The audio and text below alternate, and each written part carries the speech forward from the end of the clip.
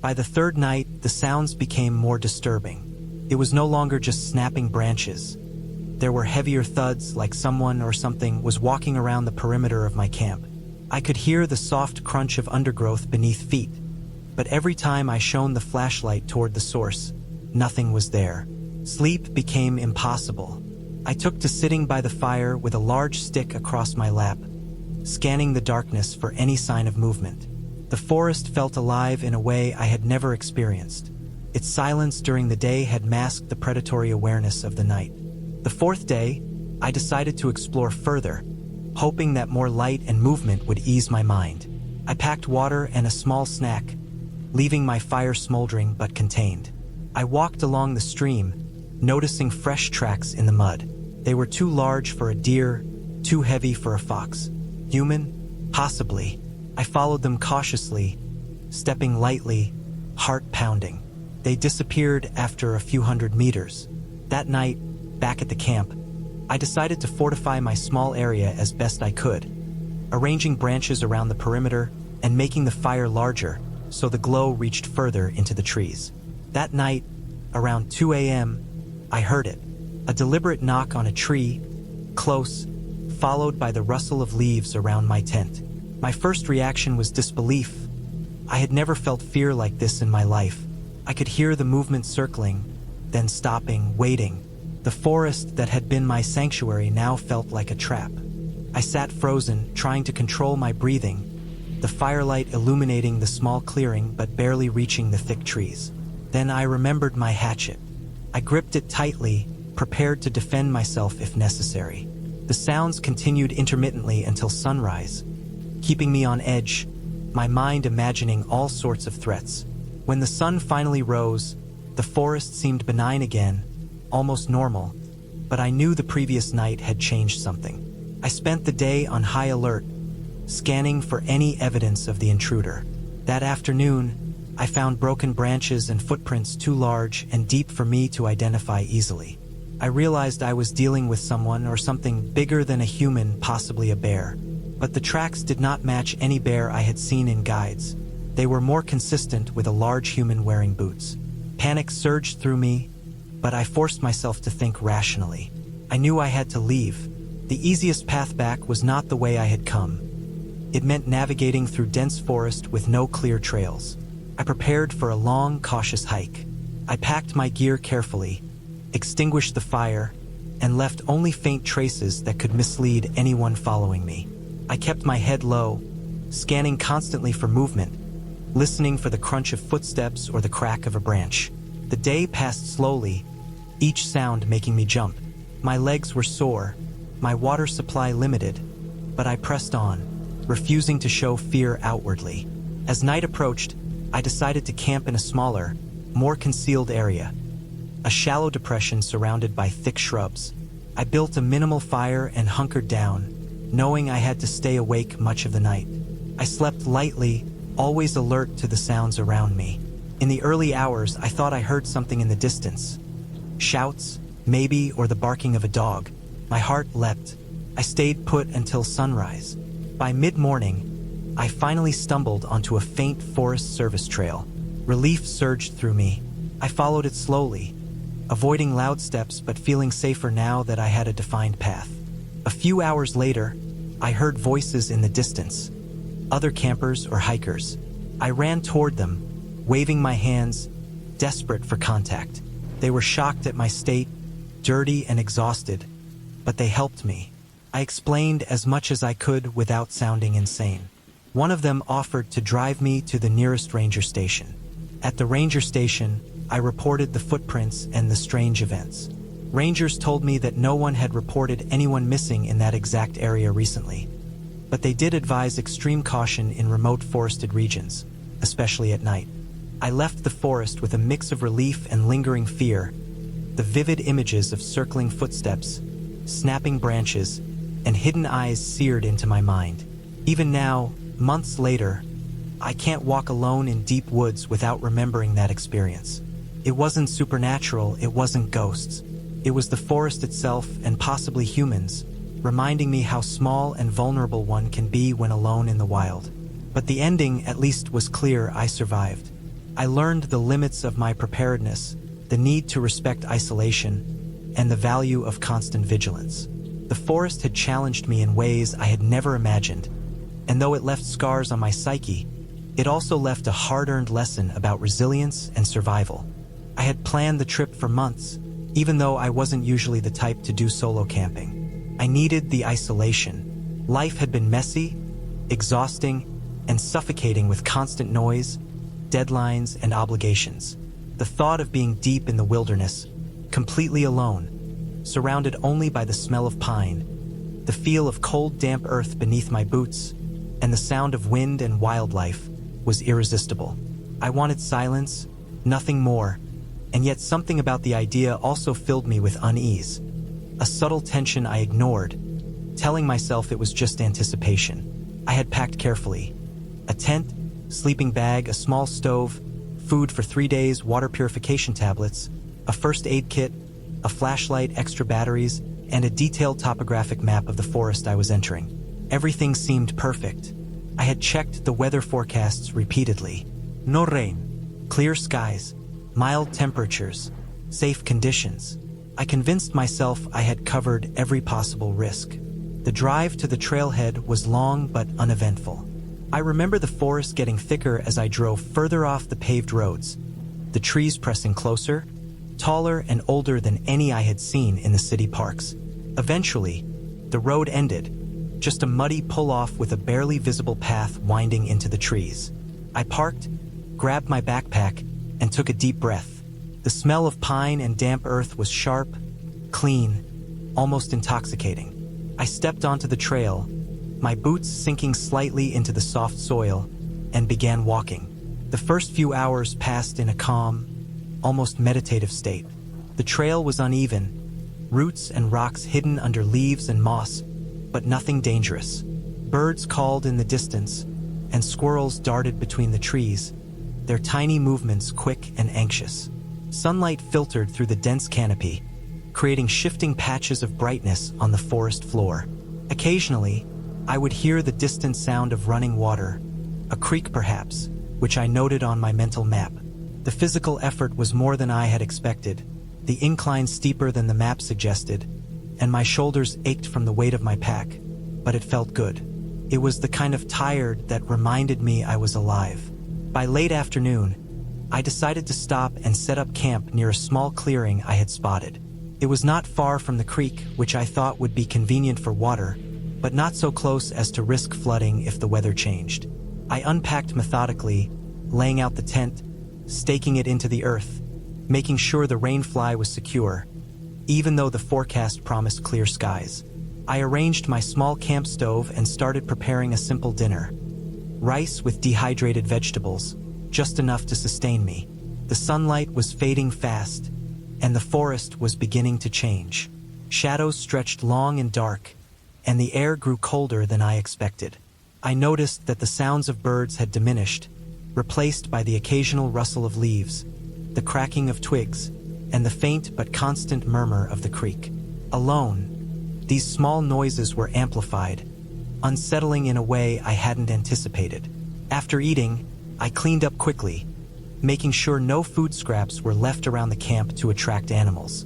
I stuffed everything into my backpack, including the stove and cooking utensils, and hung it from a low tree branch a few meters from my tent, following the advice I had read about minimizing encounters with wildlife. The sun disappeared completely, leaving only the dim, blue light of twilight. I switched on my flashlight to check my gear and the surrounding area. The forest looked different at night, menacing in its silence. Every shadow seemed to move, every rustle magnified. I felt a shiver, not from the cold, but from the awareness of complete isolation. I went to bed early, hoping to rest before another long day of hiking. The sleeping bag was warm, and I tried to focus on my breathing, letting the rhythm lull me into sleep. But it didn't come easily. The forest had changed its voice. Where moments ago the wind had whispered gently, now it pressed against the tent, a continuous low hiss. Every branch that snapped in the darkness made me start. Every animal call seemed unnaturally close. I kept telling myself I was imagining things, that I had done this before, that I was prepared. But my body remained tense, my mind alert. Sleep came in fits and starts, interrupted by small noises, the unknown just beyond the fabric walls of the tent. Around midnight, I woke to a sound that froze me. It was not wind. It was deliberate, soft but distinct. Footsteps. Someone or something was moving through the underbrush, cautious, deliberate, just beyond the glow of my flashlight that I had turned on while half asleep. My heart hammered in my chest.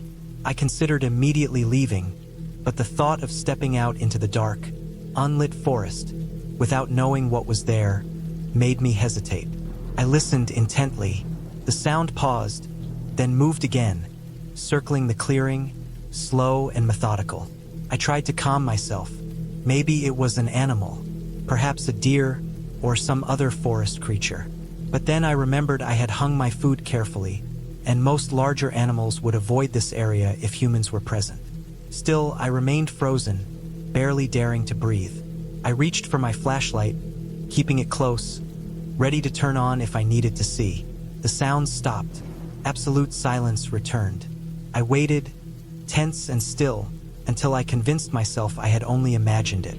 Eventually, exhaustion took over, and I drifted into a light sleep.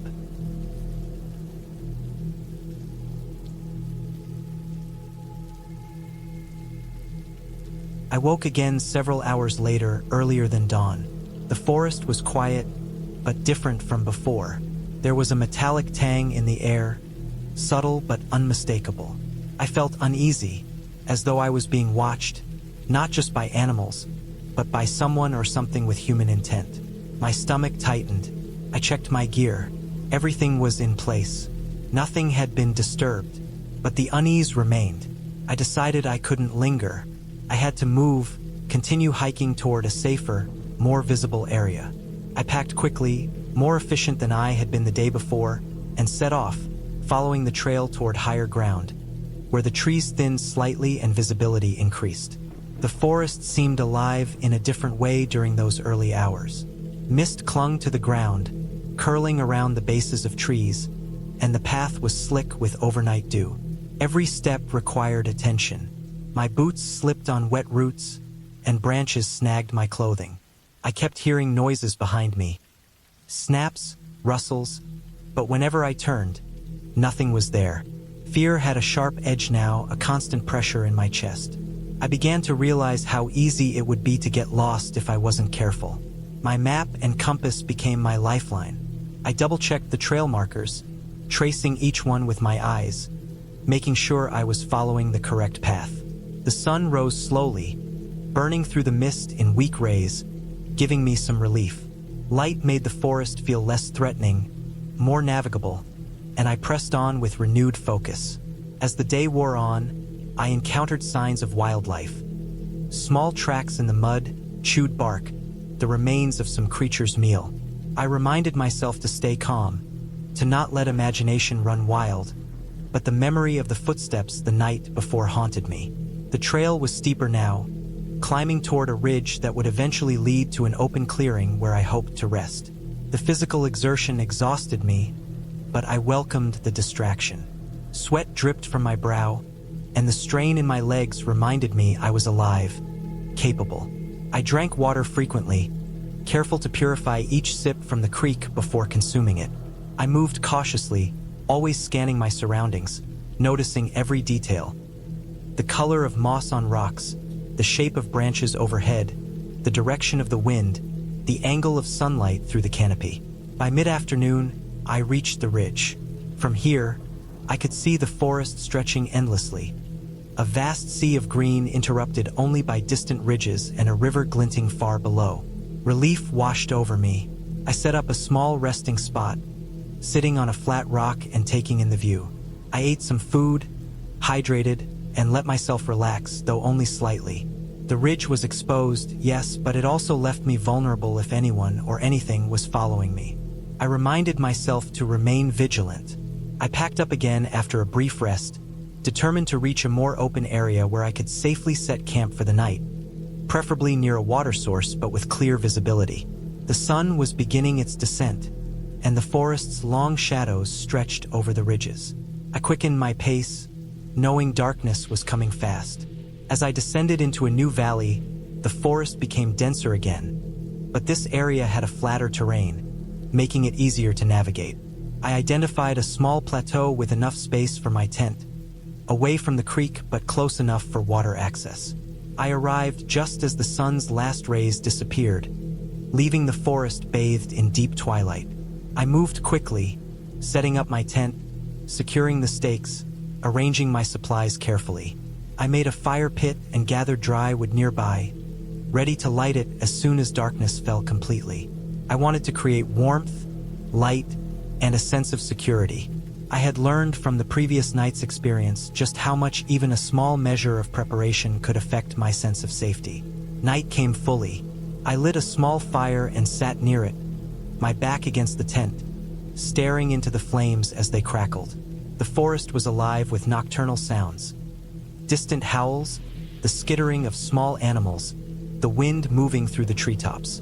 The fire created a protective circle of light, but I remained alert, listening for anything unusual. Hours passed slowly, the fire's warmth seeping into my body, calming my nerves. The previous night's fear still lingered, but I reminded myself that preparation, caution, and awareness were my best defenses.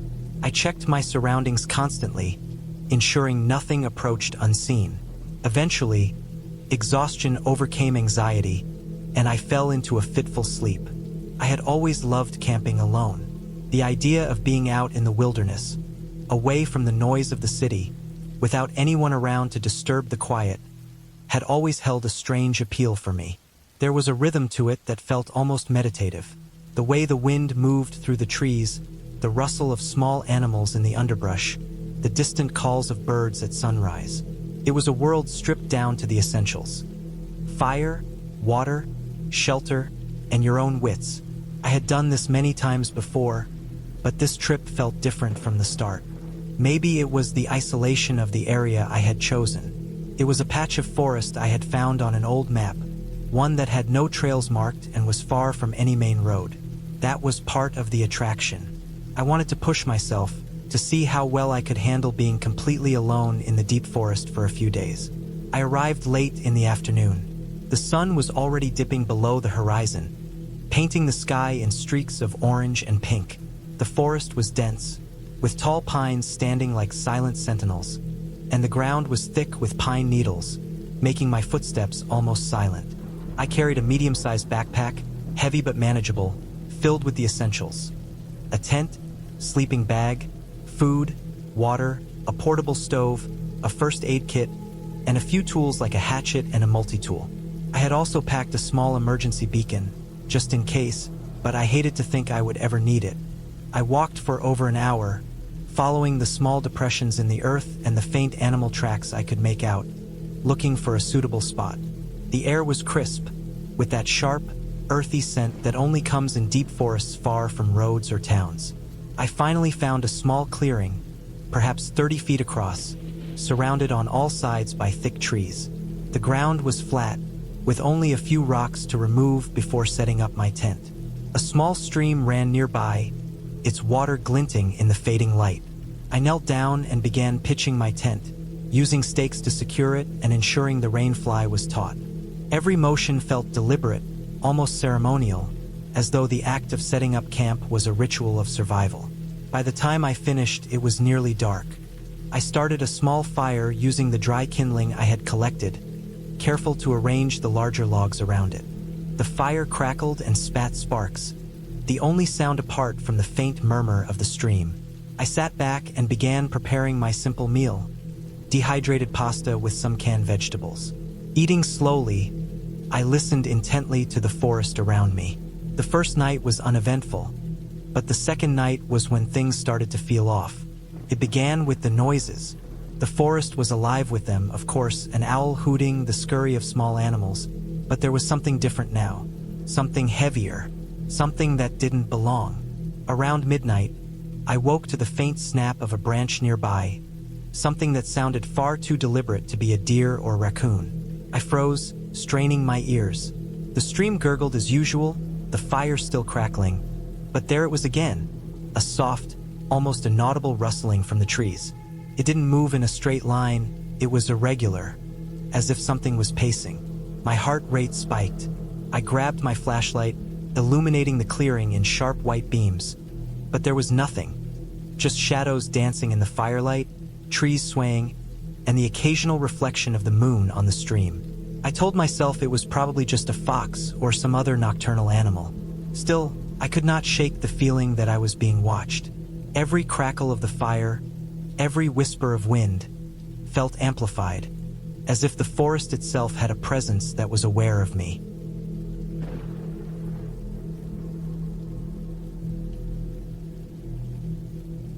I had planned the trip for months, even though I wasn't usually the type to do solo camping. I needed the isolation. Life had been messy, exhausting, and suffocating with constant noise, deadlines, and obligations. The thought of being deep in the wilderness, completely alone, surrounded only by the smell of pine, the feel of cold, damp earth beneath my boots, and the sound of wind and wildlife was irresistible. I wanted silence, nothing more, and yet something about the idea also filled me with unease. A subtle tension I ignored, telling myself it was just anticipation. I had packed carefully. A tent, sleeping bag, a small stove, food for 3 days, water purification tablets, a first aid kit, a flashlight, extra batteries, and a detailed topographic map of the forest I was entering. Everything seemed perfect. I had checked the weather forecasts repeatedly. No rain, clear skies, mild temperatures, safe conditions. I convinced myself I had covered every possible risk. The drive to the trailhead was long but uneventful. I remember the forest getting thicker as I drove further off the paved roads, the trees pressing closer, taller and older than any I had seen in the city parks. Eventually, the road ended, just a muddy pull-off with a barely visible path winding into the trees. I parked, grabbed my backpack, and took a deep breath. The smell of pine and damp earth was sharp, clean, almost intoxicating. I stepped onto the trail, my boots sinking slightly into the soft soil, and began walking. The first few hours passed in a calm, almost meditative state. The trail was uneven, roots and rocks hidden under leaves and moss, but nothing dangerous. Birds called in the distance, and squirrels darted between the trees, their tiny movements quick and anxious. Sunlight filtered through the dense canopy, creating shifting patches of brightness on the forest floor. Occasionally, I would hear the distant sound of running water, a creek perhaps, which I noted on my mental map. The physical effort was more than I had expected, the incline steeper than the map suggested, and my shoulders ached from the weight of my pack, but it felt good. It was the kind of tired that reminded me I was alive. By late afternoon, I decided to stop and set up camp near a small clearing I had spotted. It was not far from the creek, which I thought would be convenient for water, but not so close as to risk flooding if the weather changed. I unpacked methodically, laying out the tent, staking it into the earth, making sure the rainfly was secure, even though the forecast promised clear skies. I arranged my small camp stove and started preparing a simple dinner. Rice with dehydrated vegetables, just enough to sustain me. The sunlight was fading fast, and the forest was beginning to change. Shadows stretched long and dark, and the air grew colder than I expected. I noticed that the sounds of birds had diminished, replaced by the occasional rustle of leaves, the cracking of twigs, and the faint but constant murmur of the creek. Alone, these small noises were amplified, unsettling in a way I hadn't anticipated. After eating, I cleaned up quickly, making sure no food scraps were left around the camp to attract animals. I stuffed everything into my backpack, including the stove and cooking utensils, and hung it from a low tree branch a few meters from my tent, following the advice I had read about minimizing encounters with wildlife. The sun disappeared completely, leaving only the dim, blue light of twilight. I switched on my flashlight to check my gear and the surrounding area. The forest looked different at night, menacing in its silence. Every shadow seemed to move, every rustle magnified.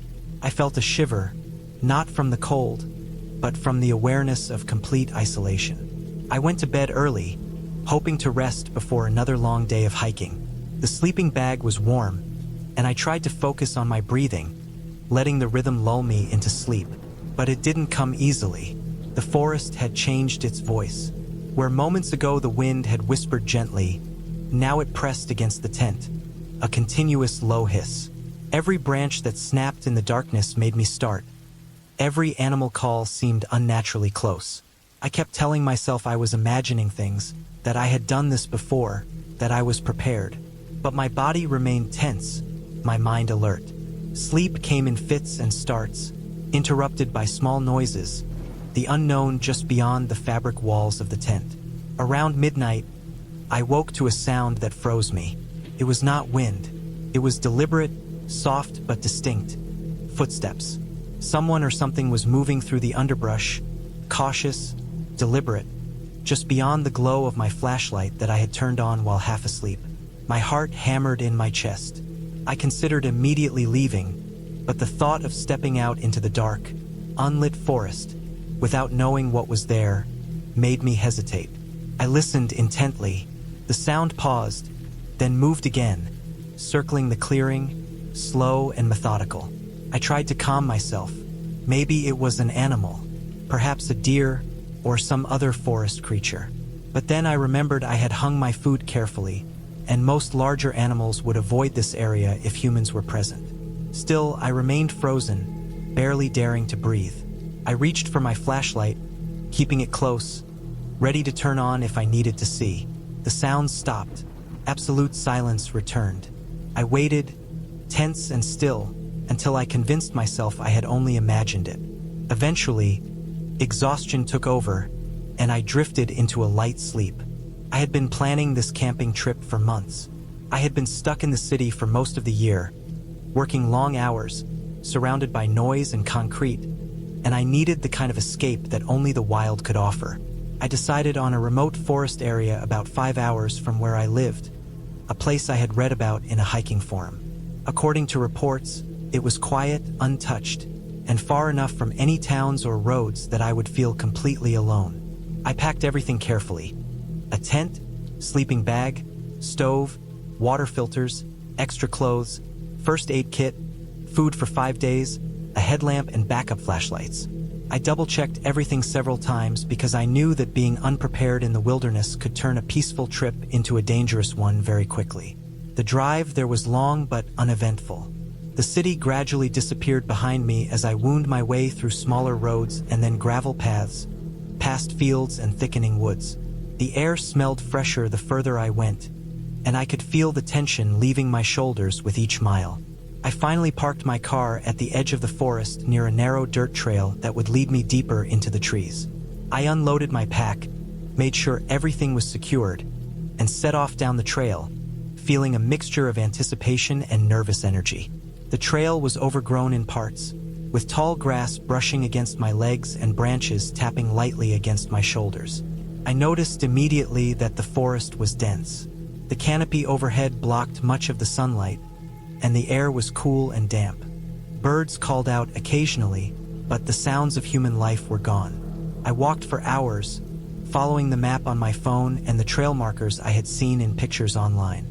The silence was almost overwhelming, except for the occasional rustle of leaves and the distant murmur of a creek. By late afternoon, I found a small clearing beside a narrow stream. The area was perfect for setting up camp. I chose a spot on slightly higher ground to avoid any risk if the stream rose overnight. I cleared the ground of leaves and sticks, then set up my tent. I arranged my sleeping bag inside and stored my food in a bear-proof container away from the sleeping area. I also set up my stove and began preparing a simple dinner of rice and canned beans. Cooking in the wilderness always felt satisfying. There was a rhythm to it, and it reminded me that I could survive here if I needed to. As the sun dipped lower, the forest around me darkened. Shadows stretched long across the clearing, and the chirping of birds gradually faded into the calls of insects. I cleaned up my cooking area, making sure no food scraps were left behind, and then settled into my sleeping bag inside the tent. The forest night was different from the city night. In the city, the darkness was soft, broken by streetlights and passing cars. Here, the darkness felt heavier, pressing in from all sides, filled with unknown sounds. I listened carefully, straining to understand the noises. A twig snapping, leaves rustling, the faint splash of water from the creek. First, I felt a sense of calm. The isolation was exactly what I had wanted. But then I heard it, a low, slow, dragging sound coming from outside the tent. It was hard to pinpoint, but it seemed deliberate. I froze, listening as the sound grew closer, moving around the edge of the clearing. I could hear the faint crunch of leaves under something heavy. My heart started to race, and I told myself to stay calm. It was probably just an animal. Bears and deer were common in this area, and I had read that animals often wandered near campsites at night. But the sound was different. It was slow, methodical, like something was dragging across the forest floor rather than moving lightly. I grabbed my flashlight and unzipped the tent slightly to peek out, shining the beam around. The light illuminated nothing but trees and brush. I strained my ears, and the dragging sound stopped. For several long minutes, I heard nothing but the rustling of leaves and the distant flow of the creek. I tried to convince myself it was a bear, but something about the way the sound had moved around the clearing didn't match what I knew about bear behavior. They were usually cautious and quick, not slow and deliberate.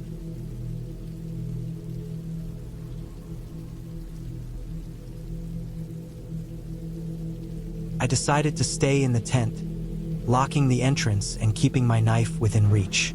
I tried to relax, focusing on my breathing, but the darkness outside felt alive, as though it was waiting.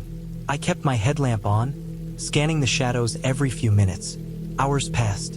Eventually, exhaustion won, and I fell into a light, uneasy sleep. I woke suddenly to a sharp noise, a heavy thump against a tree near the edge of the clearing.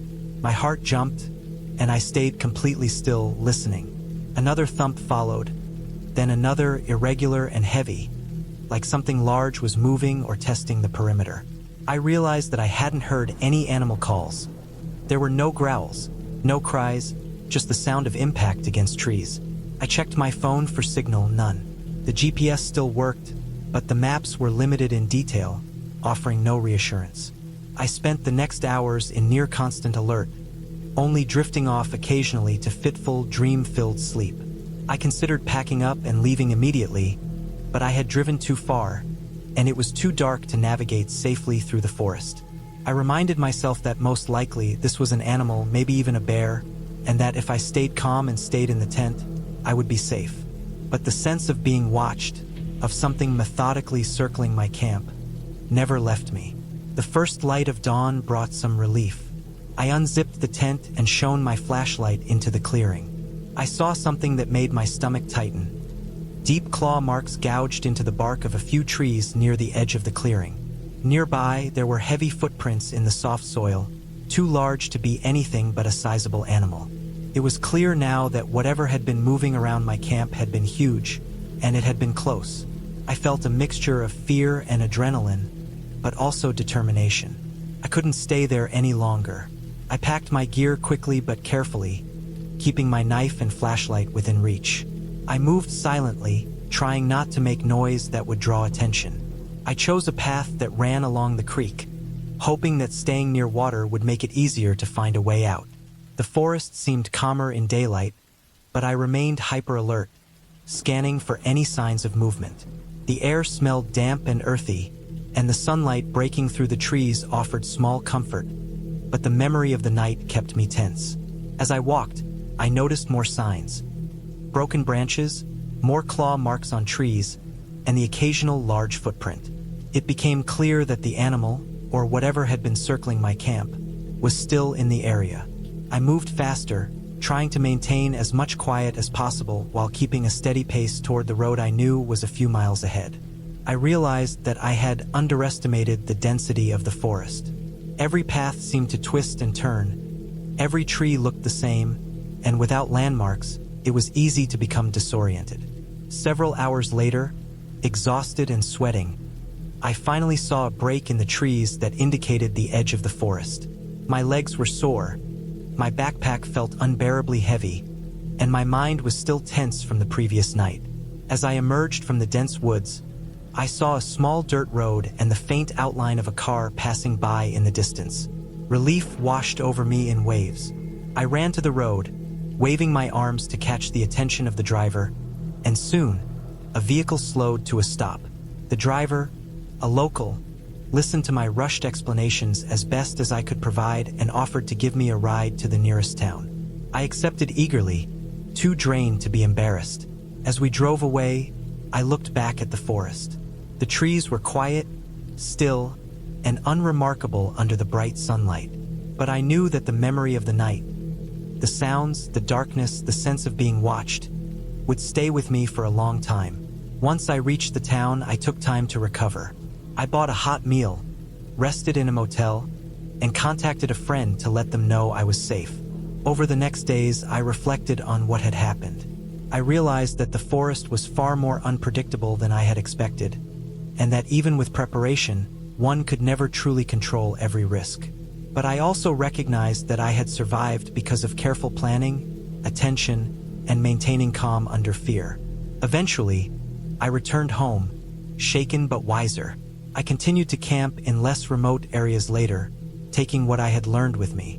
I never forgot that night in the forest, the way the darkness seemed alive, the deliberate sounds outside my tent, the enormous footprints and claw marks that confirmed I had shared the clearing with a large animal. But I also learned that fear, when managed carefully, could sharpen awareness and lead to survival.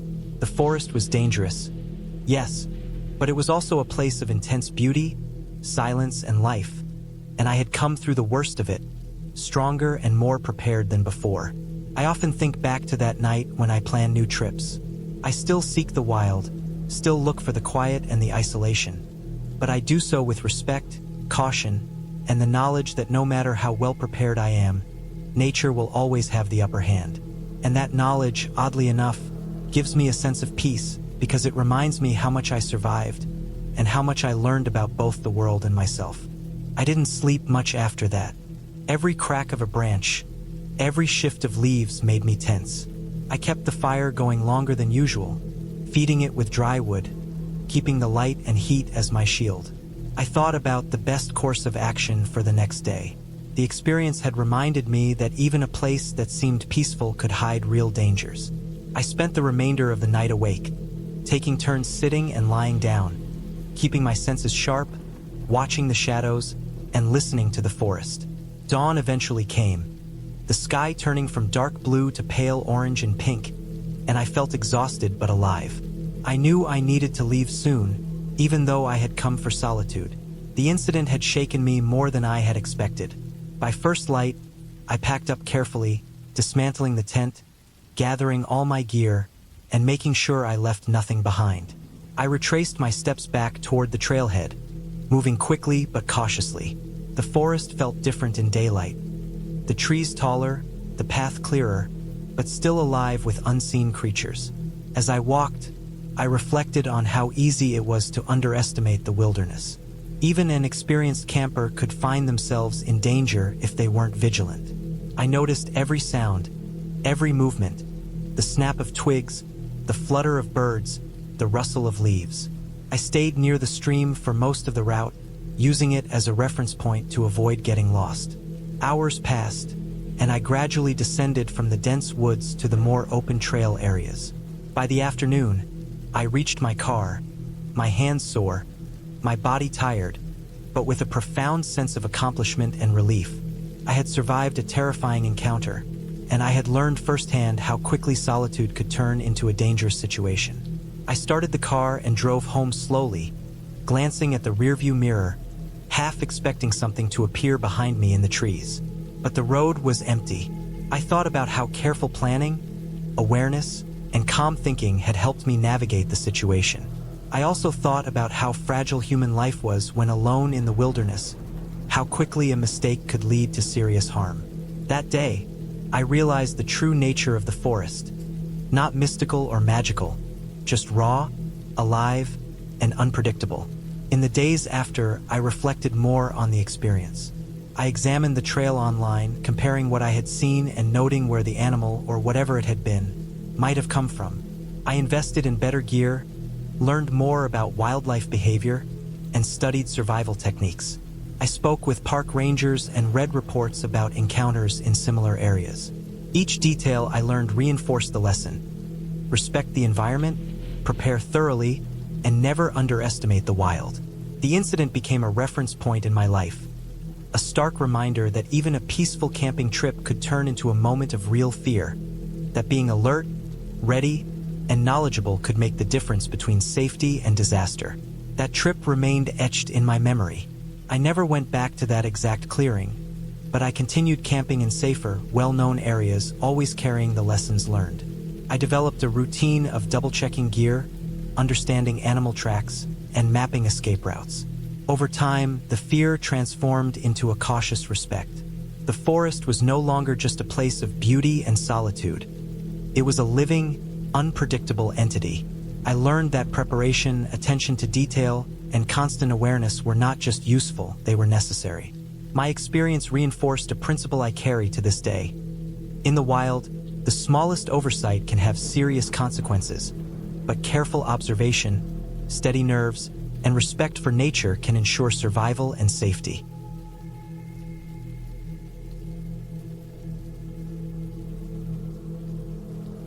I had always thought of myself as someone who could handle the wilderness. Growing up, I had spent a lot of time outdoors, hiking and exploring the smaller forests near my town, but I had never done anything like this before. I decided to take a solo camping trip deep into the backwoods, far from roads, far from the trails most people used. The plan was simple: spend a week in the forest, survive on my own, and get a sense of solitude that city life never gave me. I had done some research. I knew where to go. I knew the terrain. I had a basic understanding of wildlife, navigation, and survival. At least I thought I did. I started early in the morning, driving my old pickup to the point where the forest road ended and the real hiking trail began. The sun was just rising, spilling orange light across the tops of the trees, and the air was crisp and cold, the kind of morning that makes you feel awake in your bones. I parked, checked my pack one last time, and started walking.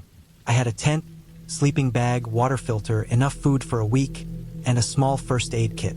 I also carried a sturdy knife and a compact axe. I had packed light, but I made sure I had everything I might need. The first 2 days were perfect. The trail was rough but manageable, with rocks and roots underfoot. I passed streams where the water was clear and cold, and I stopped to drink and refill my bottle. I saw deer in the distance and birds that I could not name. The forest was alive with noise, the rustle of leaves, the distant snap of branches, the sound of water over rocks. I felt free. I felt safe. I set up my tent in small clearings each night, away from obvious animal paths and close enough to water. I built small fires to cook my meals and kept the fire manageable, never letting it get too large. By the third day, the isolation started to sink in. I had no cell service, no one around, just me and the forest. At first, it was peaceful, but slowly it began to feel heavy. Each sound seemed sharper, each shadow longer. The wind through the trees sometimes sounded like it carried whispers, though I knew it was only the branches rubbing together. I reminded myself constantly that I was alone, and being alone meant I needed to be alert at all times. The forest was beautiful, but beauty and danger are often neighbors. On the fourth day, things started to go wrong. I had hiked further than usual and had found a small clearing by a river, perfect for camping. I set up my tent near the riverbank and filtered water for the night. I decided to rest longer that afternoon before cooking dinner. While I sat on a fallen log, I noticed something odd: tracks in the mud near the river. At first, I thought it was a deer, but as I looked closer, I realized the prints were too large and too human-shaped to be deer or elk. My stomach tightened. These were footprints of a person, but the mud was soft, and the tracks led into the thicker part of the forest. I felt uneasy but tried to dismiss it. Maybe someone else was camping nearby, I thought. I returned to my tent and tried to sleep, but every sound outside made me tense. I had kept my knife within reach and arranged my backpack so I could grab it quickly. The night was long. I heard something moving near the river several times. It was heavy, deliberate movement, like someone walking slowly and carefully, avoiding snapping branches.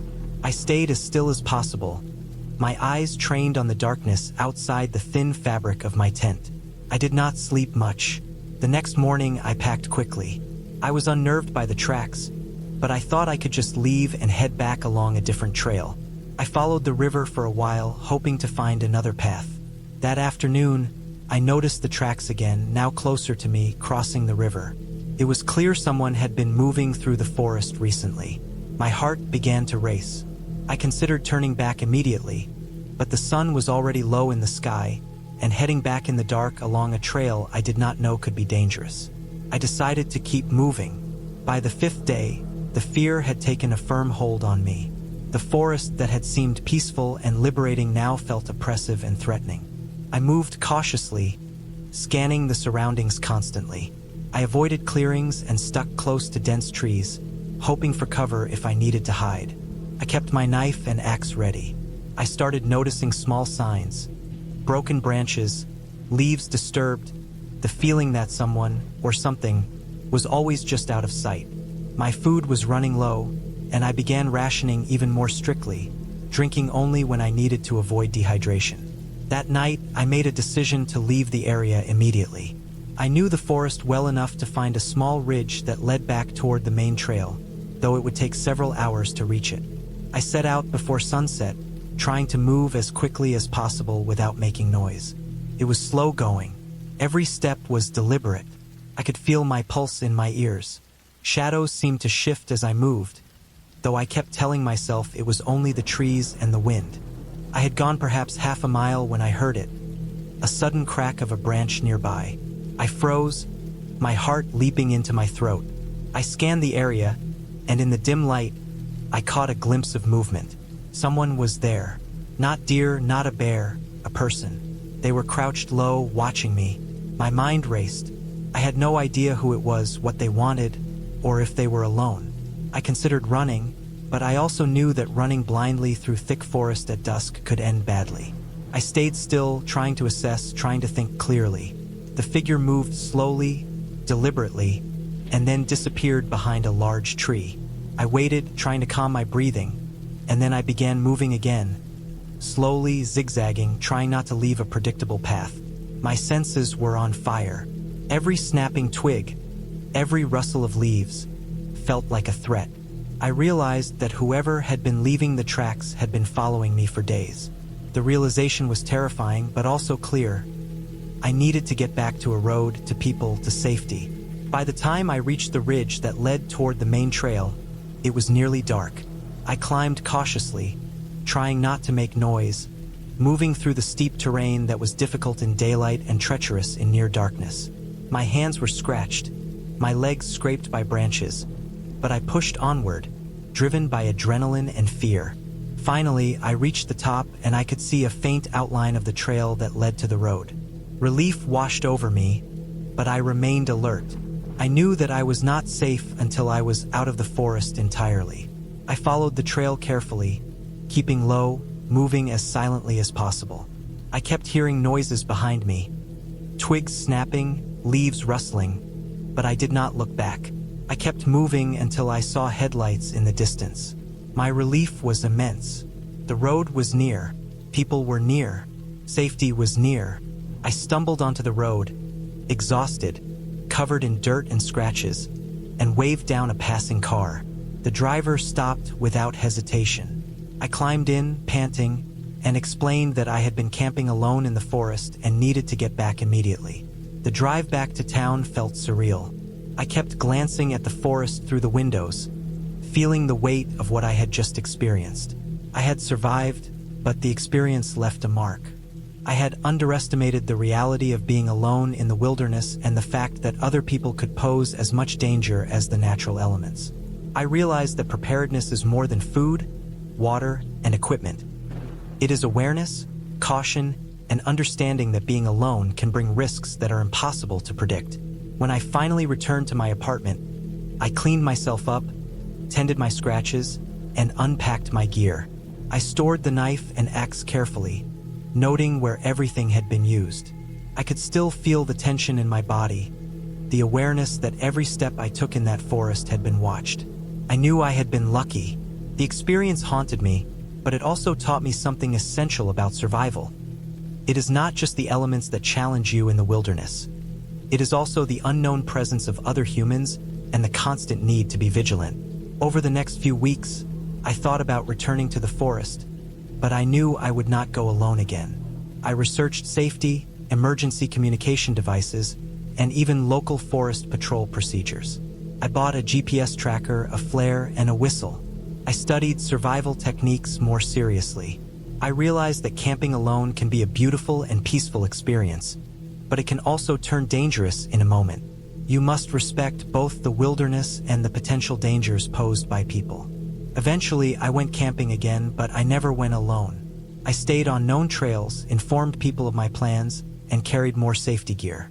I learned to enjoy the forest without letting fear take over, but the memory of that trip, the fear, the uncertainty, the constant sense of being watched, never left me. It shaped how I approached every adventure after that. I survived the wilderness, but more importantly, I survived the realization that being alone can be far more dangerous than any bear, storm, or accident. That trip, terrifying as it was, became a defining moment. I returned to the forest stronger, wiser, and more careful. I never underestimated preparation again, never dismissed signs of danger, and always respected both the power of nature and the unpredictability of human behavior. I never stopped loving the outdoors, but I always carried the memory of that week with me. A stark, clear reminder that survival is not just about skill. It is about awareness, vigilance, and the humility to respect forces beyond your control.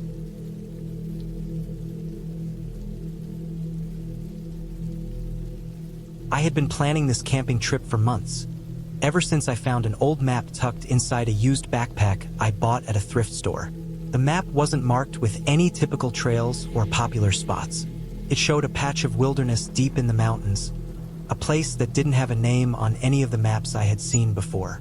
Promised isolation, quiet, and a sense of being completely alone in nature. That had been exactly what I wanted. I had spent the weeks leading up to it preparing, making sure I had enough food, water, and equipment.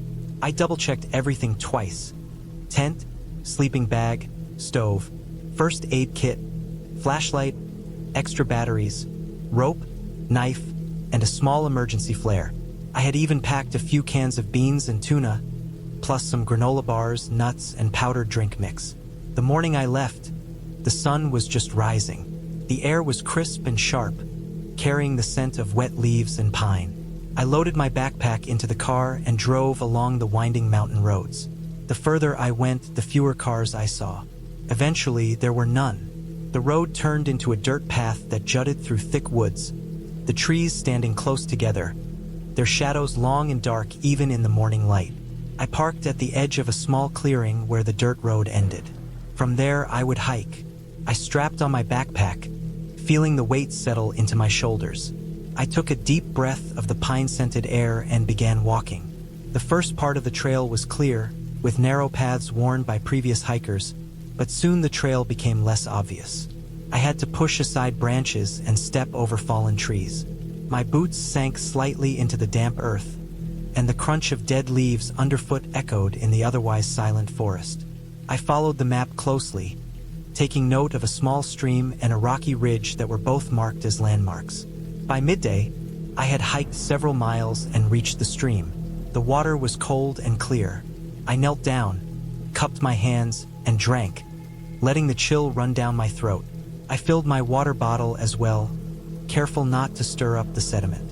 After resting briefly and eating a granola bar, I continued on, keeping the ridge in sight.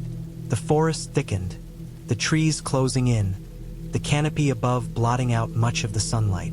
I could feel the air getting colder, the dampness of the soil underfoot creeping into my shoes. I found a small clearing by late afternoon, a perfect spot to set up camp. The ground was flat, covered in a thin layer of dead pine needles, and there was a small cluster of rocks nearby that could serve as a fire pit. I unpacked my tent, carefully laying out the footprint first, then setting up the poles and attaching the rainfly. The process was methodical, almost ritualistic, each step grounding me in the task at hand. Once the tent was up, I cleared the area around it, stacking twigs and small branches for a fire. As I gathered firewood, I noticed how quiet it was. Birds had stopped chirping, insects were unusually still.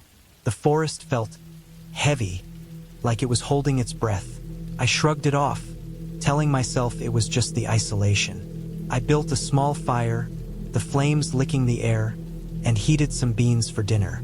I ate slowly, savoring the warmth from the fire and the satisfaction of completing the first day's hike. After cleaning up, I crawled into the tent as night began to fall. The darkness outside the tent was complete, absolute. I switched on my flashlight briefly to check my gear, then turned it off, wanting to let my eyes adjust to the darkness. That night, I slept fitfully. I had set my backpack against the side of the tent, my knife within reach, but I kept waking up, hearing every crackle of the fire, every snap of a twig outside. I tried to tell myself it was just the forest, deer, maybe a fox, but every noise made my stomach tighten. Around 2 a.m., I woke to a low, guttural sound coming from outside the tent. It was deep, almost like a growl, and it vibrated through the ground. I froze, listening, trying to locate the source. The sound didn't come again, but my heart was racing. I gripped my knife and flashlight, debating whether to peek outside.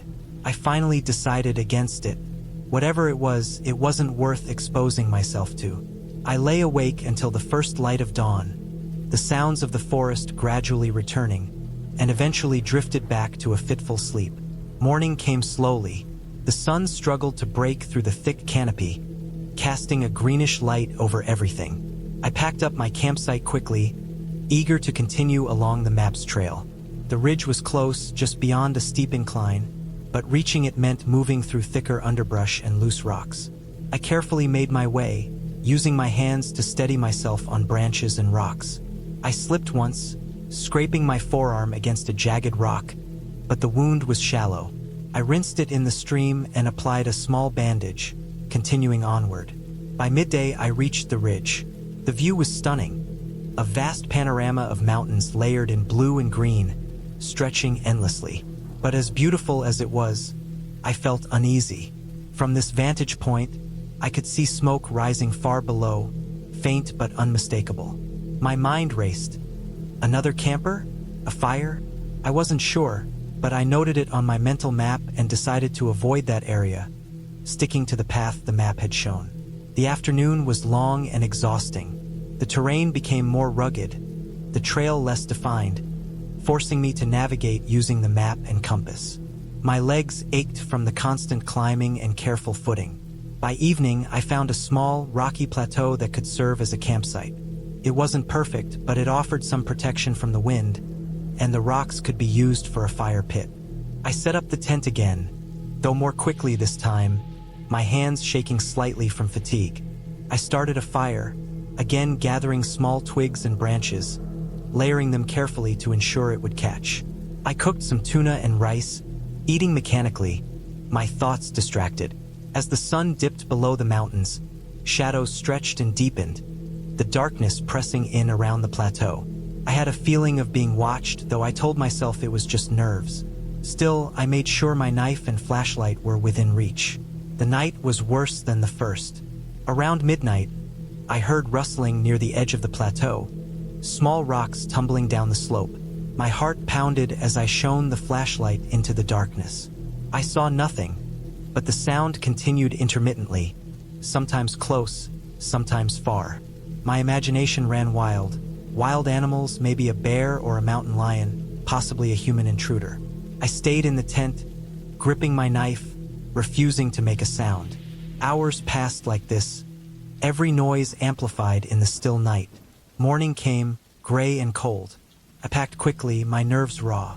I moved carefully along the ridge, every step slow and deliberate. Around mid-morning, I noticed something strange on the trail ahead. Footprints, large and uneven, leading in the same direction I was heading. They weren't human. They were wide, with deep impressions, like claws dug into the soil. Panic rose in my chest, but I tried to remain calm. I had no choice but to continue. I couldn't go back. The day dragged on. I moved slower than usual, constantly scanning the trees and rocks around me.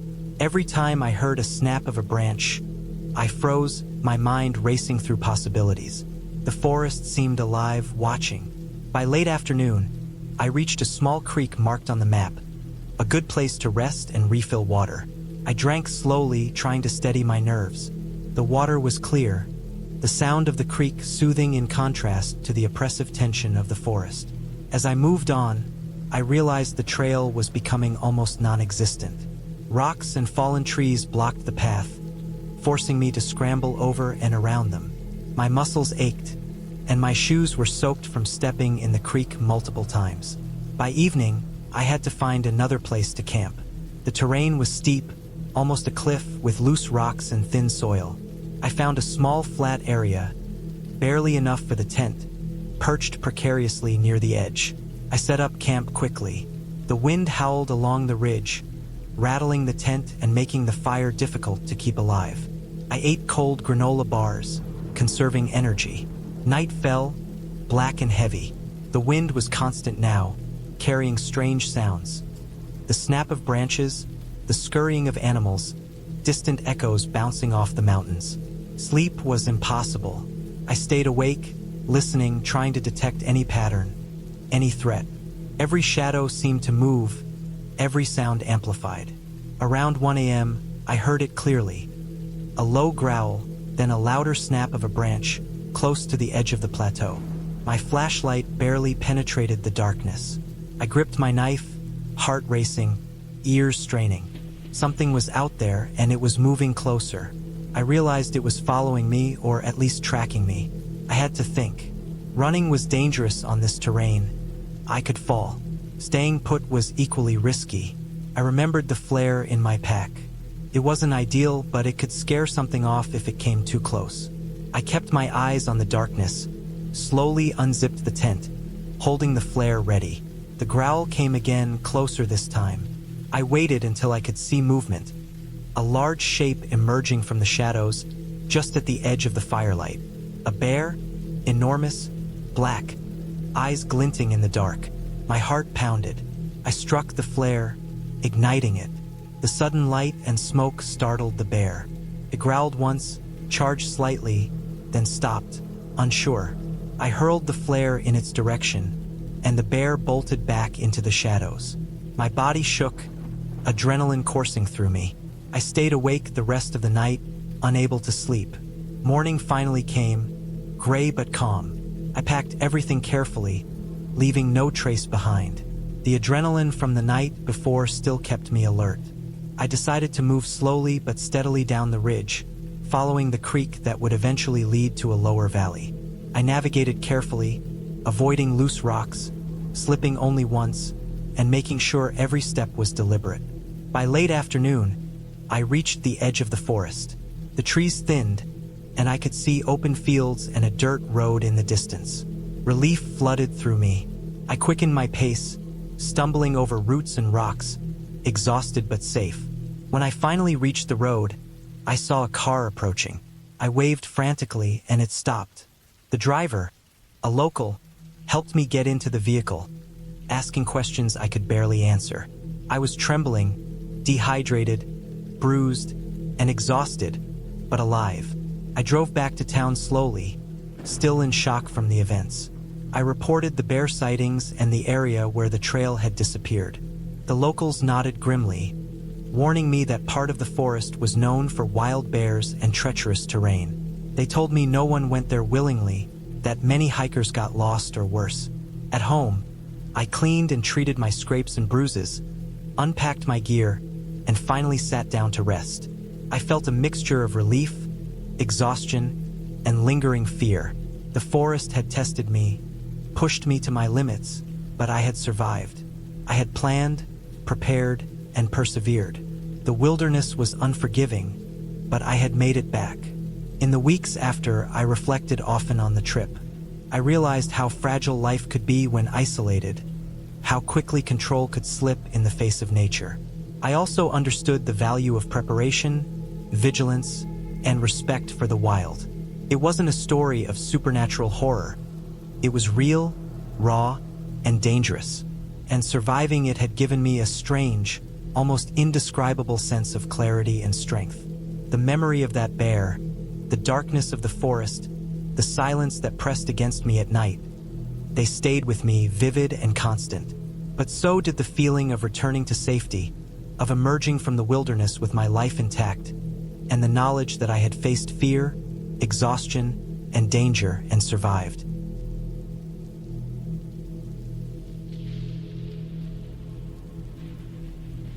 I lay down on my sleeping pad, pulling my sleeping bag up over me and staring at the inside of the tent. The night outside was so quiet now, too quiet.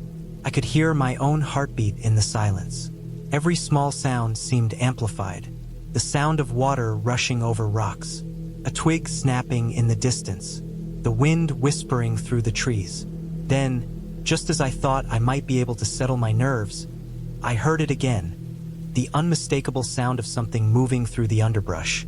This time it was closer, too close.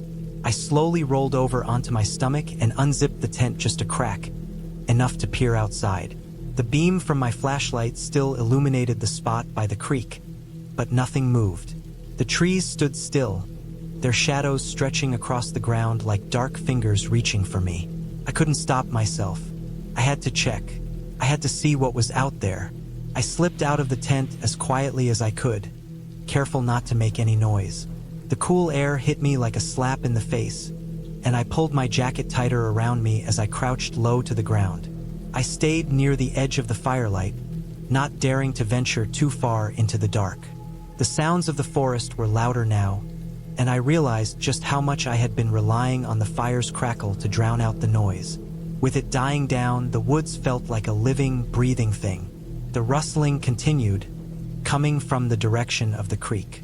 It was the unmistakable sound of something moving, just out of sight. I glanced at the spot where I'd heard the noise before.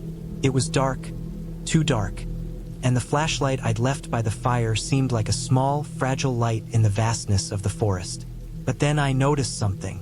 At the very edge of the light there was a figure, a tall, thin figure, standing just beyond the range of my flashlight, watching.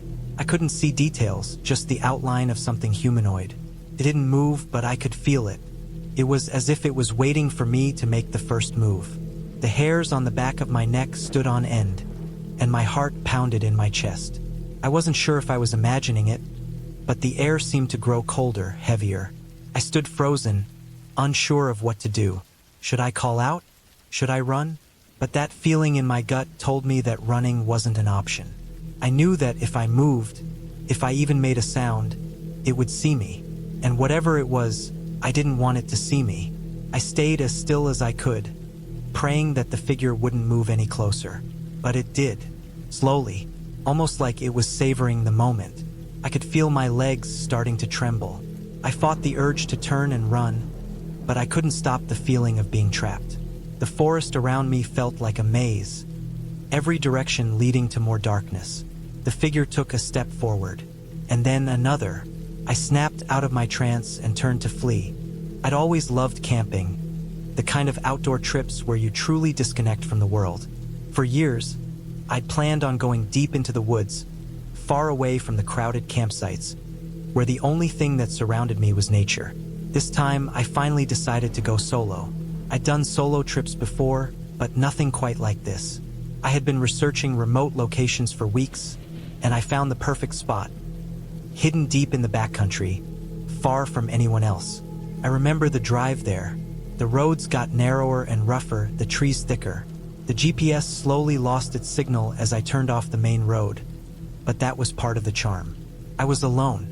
No phone service, no distractions, just the hum of my engine and the occasional rustling of leaves in the wind. It felt good to be off the beaten path, away from everything. I pulled my truck off the dirt trail, stopping near a small clearing. The forest stretched out endlessly around me. I unpacked my gear: a tent, sleeping bag, a stove for cooking, and some supplies to last me a few days. It was still early in the day, so I decided to get a little hike in before settling in for the night. The air was cool, crisp, but not too cold. The sun filtered through the trees, casting long shadows on the forest floor. I followed an old trail that seemed to have been forgotten by most.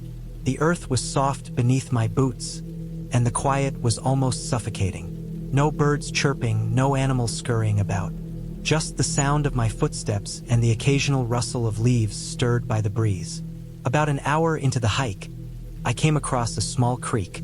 The water was clear, flowing over rocks and creating little splashes as it moved. I crouched down to get a drink from the stream, taking in the peacefulness of it all. But then, something changed. The quiet that had once been calming began to feel off. I couldn't put my finger on it, but there was an unnatural stillness in the air. No animal sounds, no wind. It was as if the entire forest was holding its breath. I stood up and looked around, scanning the woods for any movement. Nothing, just trees and shadows. But that sense of unease lingered, creeping up my spine like a chill. I quickly moved on, telling myself I was just being paranoid. After all, I was out here alone, and sometimes the mind plays tricks in solitude. The rest of the hike was uneventful, though I couldn't shake the feeling that I was being watched.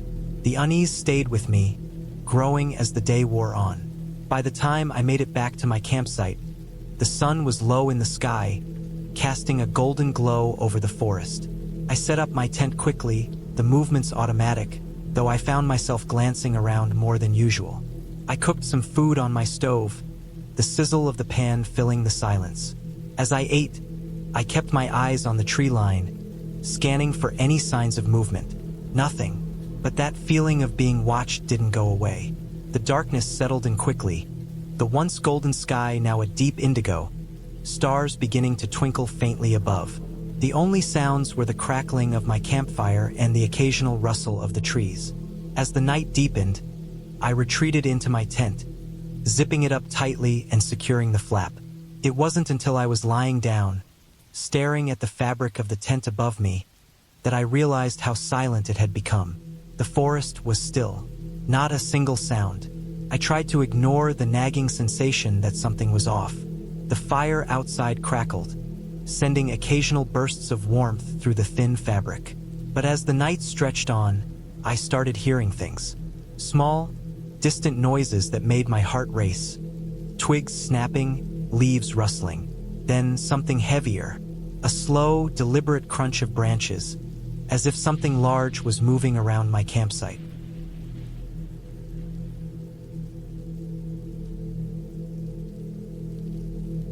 My breath caught in my throat. My mind raced, trying to rationalize the noises. Could be an animal, I thought. Maybe a deer or a bear. But the way the steps sounded, it was too slow, too deliberate. I felt the hairs on my neck stand up as I lay perfectly still, listening. The crunching stopped. For a long time, there was nothing but the wind rustling through the trees.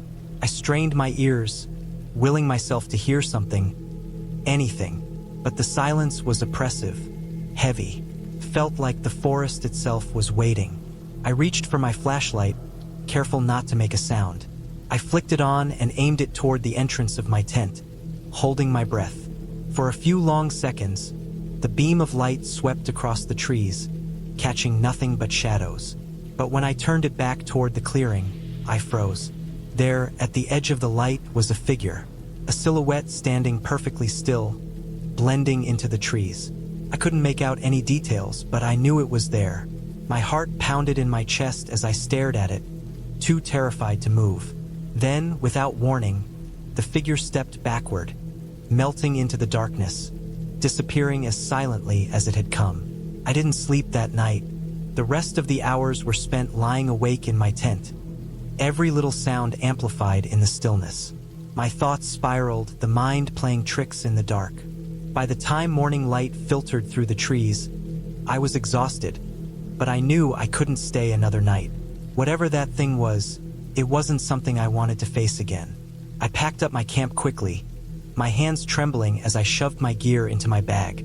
The air was thick with the smell of pine and damp earth. I tried to calm my nerves as I walked back toward my truck, but every rustle of leaves made my heart skip a beat.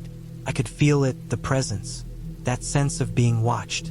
When I reached my truck, I breathed a sigh of relief. But even as I climbed into the driver's seat and started the engine, I couldn't shake the feeling that something was wrong. The roads back were just as quiet, the trees towering overhead like silent sentinels. It wasn't until I reached the outskirts of the forest that I allowed myself to relax. I drove faster, eager to get home, eager to leave the oppressive silence behind. But as I looked in the rearview mirror, I caught a glimpse of something moving in the trees, just out of view. My heart lurched. I didn't stop driving until I was back in civilization. The first few hours in the woods felt peaceful. It was just me and the vast stretches of forest surrounding the campsite. I hadn't planned for this trip to be anything more than a simple weekend getaway, just a solo camping experience to escape the chaos of everyday life. No one knew exactly where I was. I didn't feel the need to tell anyone the exact location, just that I'd be gone for a couple of days. I've camped alone plenty of times before, and the woods have always been a place I find solace in. The air was crisp, and the only sounds that pierced the stillness were the occasional rustling of the leaves and the soft chirping of birds high in the trees. The campsite I'd set up was near a small creek, its water rushing quietly over rocks. The tent was pitched near a rocky outcrop, and the faint smell of pine filled the air. The fire I'd set up was already crackling softly, a comforting warmth in the otherwise chilly evening air. I unpacked my bag slowly, taking my time with everything, setting out the camping stove, organizing my food, and arranging the firewood. The kind of trip where you don't rush. There's no schedule, just the time to be alone with your thoughts. After a while, I settled down by the fire with a mug of coffee in my hands, the warmth of the drink seeping through the coldness in my bones. The light from the fire flickered and danced, casting long shadows that stretched across the ground. The crackling of the fire was the only thing that kept the silence from becoming overwhelming. I watched the darkening sky as the sun disappeared completely behind the tree line, and the forest seemed to hold its breath. The sky deepened into a shade of indigo, and the first stars started to appear in the vastness above me. I felt the familiar weight of the wilderness, the kind of weight that makes you aware of just how small you are in the grand scheme of things. But it wasn't an uncomfortable feeling. It was grounding. That's why I came here, to be reminded of the simplicity of just being. But as the hours passed and the fire slowly diminished, the calmness started to shift. It began as an unsettling sense of being watched. I didn't think too much of it at first. Maybe it was just the wind or the forest animals. But I couldn't shake the feeling. It was like there was someone, or something, just outside my line of sight, waiting. I stood up and poked at the fire with a stick, watching the embers glow brighter for a moment before dying down again. I looked out into the trees, the shadows of the forest beyond the firelight stretching far into the darkness. Nothing moved. No rustling of leaves. No snapping of twigs. I shook my head, telling myself I was just being paranoid. It had been a long day, and I'd been out of cell phone range for hours, so it wasn't surprising that I was starting to feel a little off. I decided it was time to head to bed. As I was unzipping the tent, I heard a sound, a faint, soft rustle, coming from the direction of the creek. First, I thought it was just an animal, but it didn't sound like the typical scurry of a small animal. It was more deliberate, almost slow. I froze, my hand still on the tent zipper. The feeling of being watched surged again, stronger this time. My heart started to race, and I pulled my hand away from the zipper. I stood there, staring into the darkness beyond the tent. I knew I was alone. I had come to this spot specifically because it was far from any marked trails or campsites. No one should be out here at this hour. But the rustling came again, closer this time. I grabbed the flashlight from my bag and turned it on, the beam cutting through the night like a knife. I pointed it toward the creek, but all I saw was the fast-moving water, glowing under the flashlight's beam. There was nothing else. I let out a shaky breath and told myself it was nothing. Maybe the wind had stirred something, or a larger animal had moved through the brush. That was all. Still, I couldn't shake the unease creeping up my spine. Something wasn't right. I turned off the flashlight and stepped into the tent, zipping it up behind me. I wasn't used to feeling this jumpy, but I wasn't gonna lie to myself. My instincts were on high alert.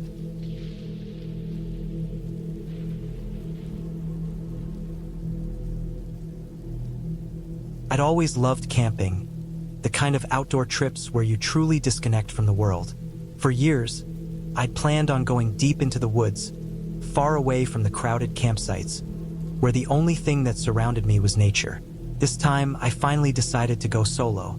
I'd done solo trips before, but nothing quite like this. I had been researching remote locations for weeks, and I found the perfect spot, hidden deep in the backcountry, far from anyone else. I remember the drive there. The roads got narrower and rougher, the trees thicker. The GPS slowly lost its signal as I turned off the main road. But that was part of the charm. I was alone. No phone service, no distractions, just the hum of my engine and the occasional rustling of leaves in the wind. Felt good to be off the beaten path, away from everything. I pulled my truck off the dirt trail, stopping near a small clearing. The forest stretched out endlessly around me. I unpacked my gear: a tent, sleeping bag, a stove for cooking, and some supplies to last me a few days. It was still early in the day, so I decided to get a little hike in before settling in for the night. The air was cool, crisp, but not too cold. The sun filtered through the trees, casting long shadows on the forest floor. I followed an old trail that seemed to have been forgotten by most. The earth was soft beneath my boots, and the quiet was almost suffocating. No birds chirping, no animals scurrying about. Just the sound of my footsteps and the occasional rustle of leaves stirred by the breeze. About an hour into the hike, I came across a small creek. The water was clear, flowing over rocks and creating little splashes as it moved. I crouched down to get a drink from the stream, taking in the peacefulness of it all. But then, something changed. The quiet that had once been calming began to feel off. I couldn't put my finger on it, but there was an unnatural stillness in the air. No animal sounds, no wind. It was as if the entire forest was holding its breath. I stood up and looked around, scanning the woods for any movement. Nothing, just trees and shadows. But that sense of unease lingered, creeping up my spine like a chill. I quickly moved on, telling myself I was just being paranoid. After all, I was out here alone, and sometimes the mind plays tricks in solitude. The rest of the hike was uneventful, though I couldn't shake the feeling that I was being watched. The unease stayed with me, growing as the day wore on. By the time I made it back to my campsite, the sun was low in the sky, casting a golden glow over the forest. I set up my tent quickly, the movements automatic, though I found myself glancing around more than usual.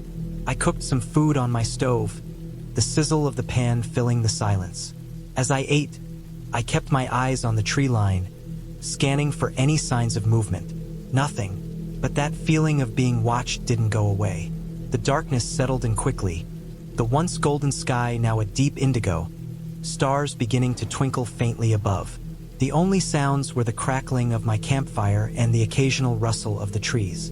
As the night deepened, I retreated into my tent, zipping it up tightly and securing the flap. It wasn't until I was lying down, staring at the fabric of the tent above me, that I realized how silent it had become. The forest was still, not a single sound. I tried to ignore the nagging sensation that something was off. The fire outside crackled, sending occasional bursts of warmth through the thin fabric. But as the night stretched on, I started hearing things. Small, distant noises that made my heart race. Twigs snapping, leaves rustling. Then something heavier, a slow, deliberate crunch of branches, as if something large was moving around my campsite. It started as a typical camping trip. Nothing special, just a weekend away from the noise of everyday life. I had gone camping before, but this time it felt different. I couldn't put my finger on it, but something about this particular weekend was off from the start. I decided to camp solo this time, for a change of pace. The idea of being alone in the wilderness appealed to me. I figured I could get away from everything, clear my head, and just enjoy nature. I packed my gear the night before, making sure I had everything. A tent, sleeping bag, food, flashlight, first aid kit, a map, and a good knife. I wasn't planning on staying out too long, just 2 days in the woods to reconnect with myself. I arrived at the campsite early, around noon, and began setting up. The place was tucked away in a remote part of a national forest, miles from the nearest road or ranger station. I chose a spot by a small stream.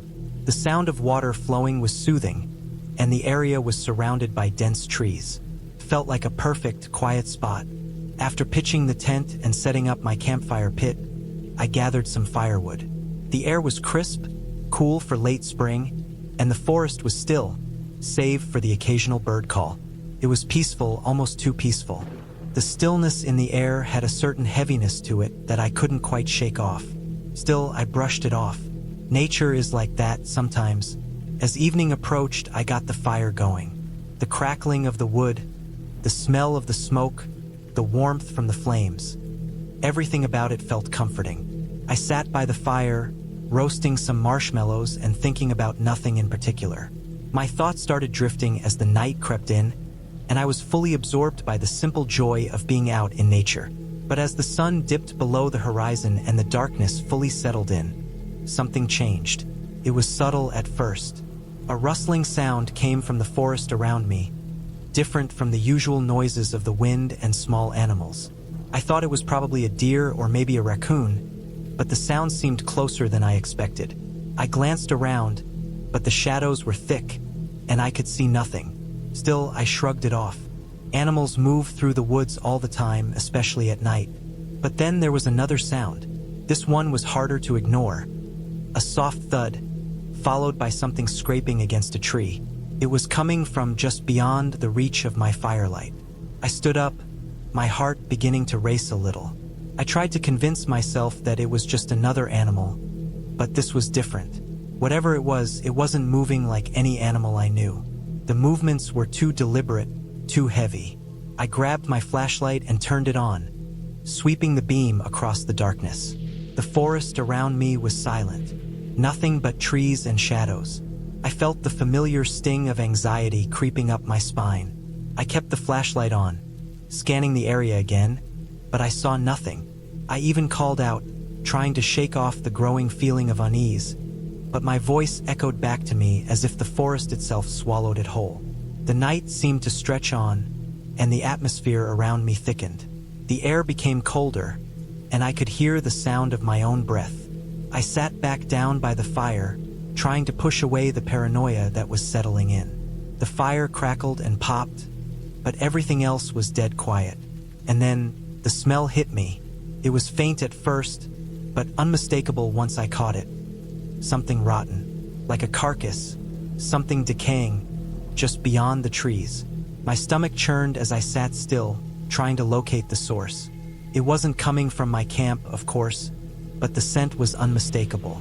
The more I focused on it, the stronger it became. My mind raced, trying to rationalize the smell. Maybe a dead animal? A deer, perhaps?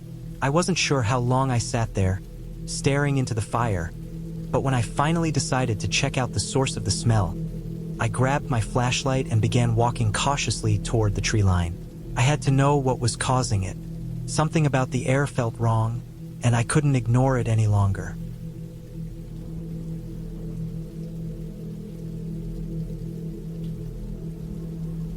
As I walked closer to the trees, the smell intensified. My flashlight flickered as I swept it back and forth, and just as the beam landed on the base of a thick, gnarled oak tree, I froze.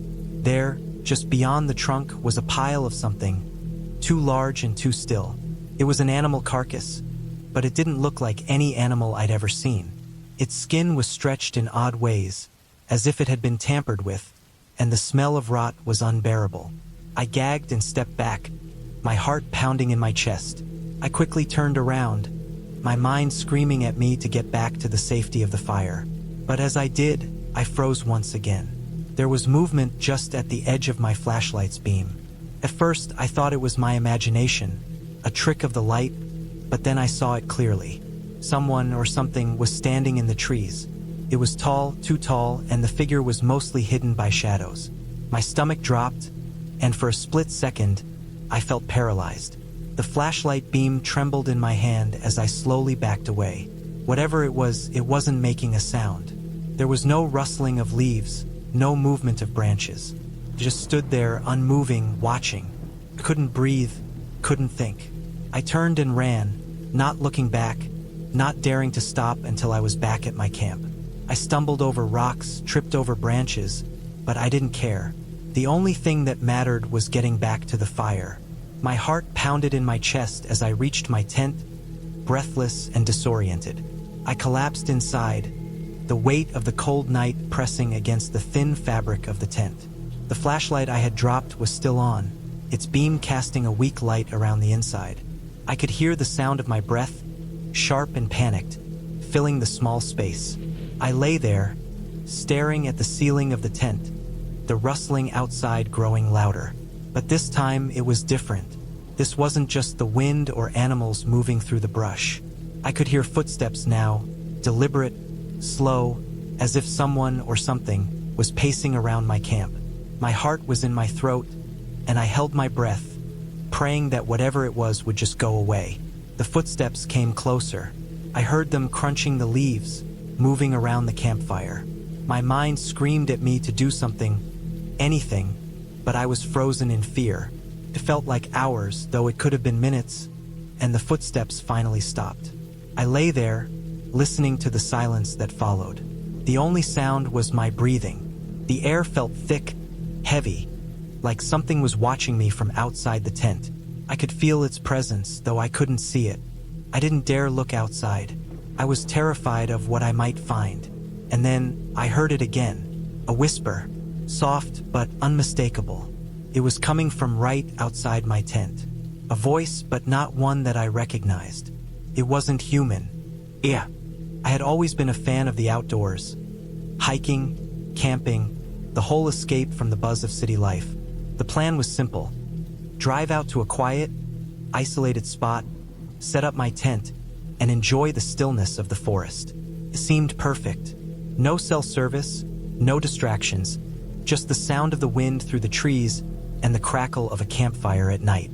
I arrived at the campsite just as the sun began to dip below the horizon. The road had been long, winding through dense forest and narrow dirt paths. I had taken this route before, but tonight it felt different.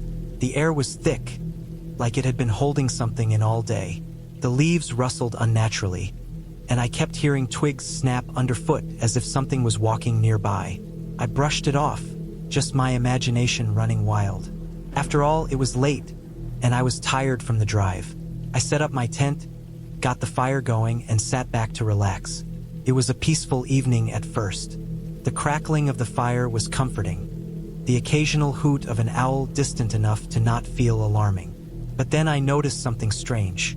It started small, almost unnoticeable, the feeling that I wasn't alone. At first, I thought it was just my tiredness playing tricks on me, but the feeling kept growing. The wind shifted suddenly, colder now, sending shivers down my spine. I tried to focus on the fire, but I couldn't shake the sensation that someone, or something, was watching me. I stood up and scanned the area. The woods were dark, and beyond the reach of my firelight, it was impossible to make out anything clearly. The trees seemed to lean in closer than they should have, casting strange shadows on the ground. My heart beat a little faster, but I tried to convince myself it was nothing. Just animals, probably deer or maybe a raccoon. Still, the feeling didn't subside. I decided to go for a walk around the campsite. Maybe the fresh air would calm my nerves. The path that led deeper into the woods was faint, barely a trail, but I knew it well. I had walked it during previous trips and never felt anything off about it. But tonight, the woods seemed to swallow the sound of my footsteps, muffling the normal rustling of leaves underfoot. I reached for my flashlight and clicked it on. The beam of light cut through the darkness, but only revealed the dense trees, their branches clawing at the sky. As I walked further, I noticed something strange: footprints. At first, I thought they might be animal tracks, but they were too big, too wide. They didn't look like the marks of any animal I knew. I bent down to inspect them, my breath catching in my throat. They were fresh. The ground was soft, and the prints were clearly visible, as if someone had passed through just moments ago. I looked around, suddenly aware of how quiet everything had become. Even the wind had stopped. I turned back toward the campsite, my feet now moving faster. Something felt wrong. I hadn't seen anyone, But I knew that those prints didn't belong to any animal I had seen in these woods before. When I reached the fire, my heart sank. The campfire, which had been crackling when I left, was now dim, barely glowing. The logs had collapsed into ash, and the air around me was eerily still. I quickly added more wood, trying to keep my mind busy. But then I noticed something even stranger. There was a faint smell in the air. It was sharp, pungent, something metallic, almost like blood.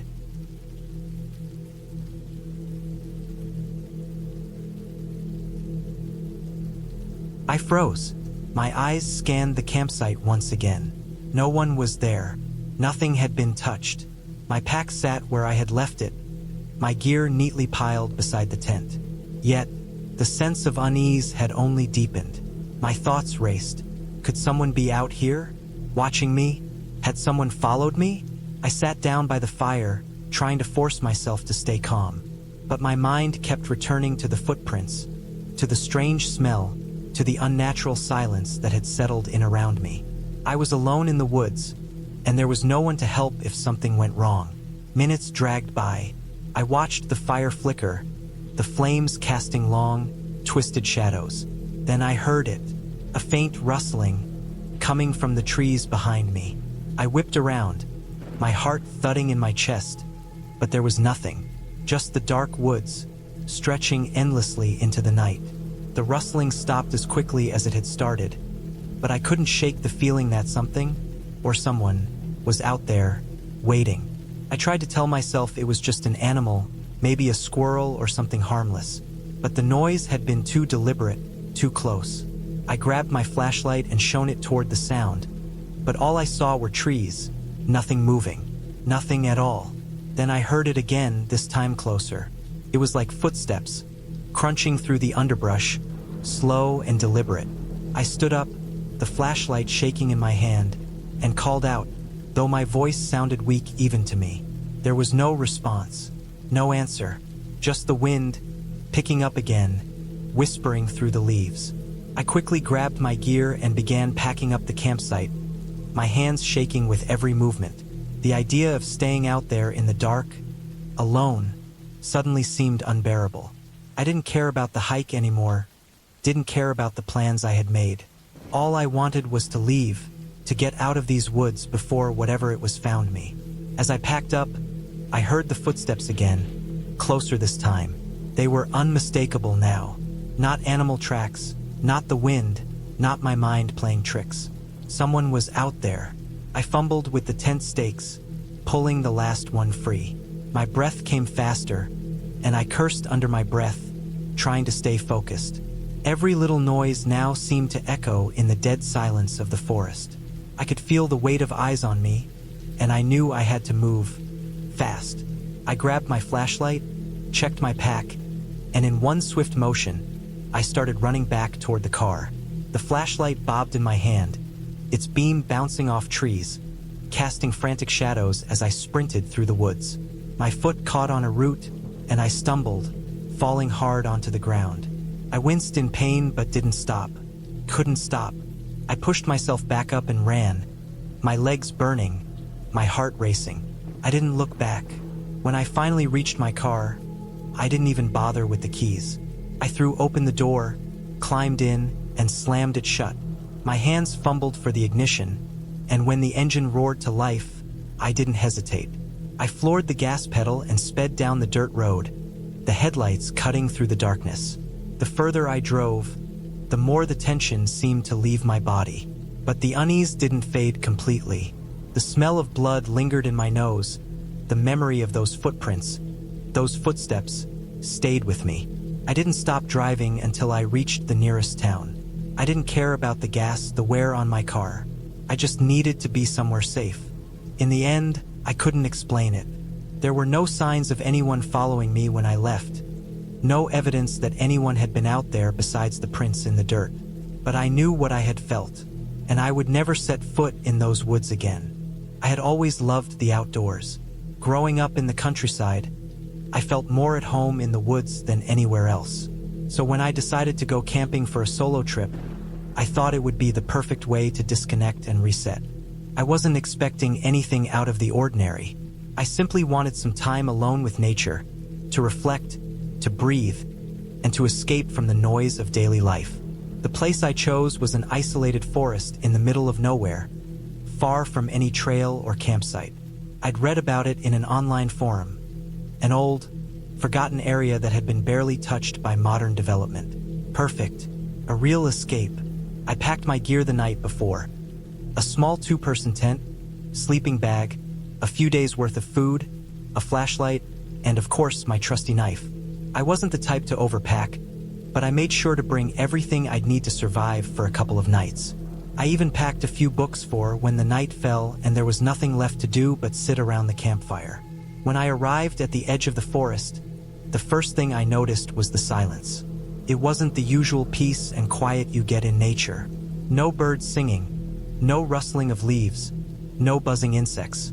It was eerie, too quiet, but I brushed it off, thinking it was just a part of the deeper part of the forest I was in. I set up camp near a small stream that ran through the woods. The sound of the water trickling over rocks was the only thing breaking the silence. I thought it would make for a nice, calming backdrop while I settled in. As the sun started to dip below the treeline, I built a small fire. There was something about the warmth and light that made the place feel less lonely. I ate my dinner and watched the fire flicker in front of me. The dark forest stretched out around me, towering trees casting long shadows. The stars above were bright, but they seemed distant, almost cold. I'd been to many campsites, but something about this place made me uneasy. It wasn't the physical surroundings, it was more of a feeling, like being watched. I shrugged it off as paranoia, trying to calm myself. I decided to turn in early. The quiet night seemed to stretch on endlessly, and as I lay in my tent, the only sound I could hear was my own breathing. The fire outside had long since died down, and the cool air seeped in through the small vents in the tent. I tried to sleep, but the silence was so thick it felt suffocating. I shifted uncomfortably, staring at the fabric of the tent, listening to the faint rustling of trees in the breeze. My mind was racing. Was it just my imagination? Or had I heard something out there? A soft crunch of leaves, a twig snapping. The thought was quickly dismissed as nerves getting the best of me. I reached for my flashlight, shining it around inside the tent to distract myself. Nothing. The darkness outside remained absolute. Minutes turned into hours, and the night only grew colder. Then I heard it again, a faint rustling noise just beyond the edge of the campfire's light. My heart skipped. This time it didn't feel like the wind. It was too deliberate, too rhythmic. Someone or something was moving around outside.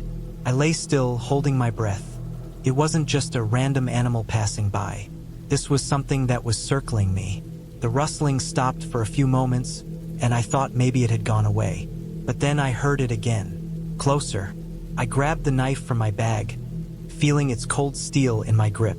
The sound grew louder, as though whatever was out there was coming closer to my tent.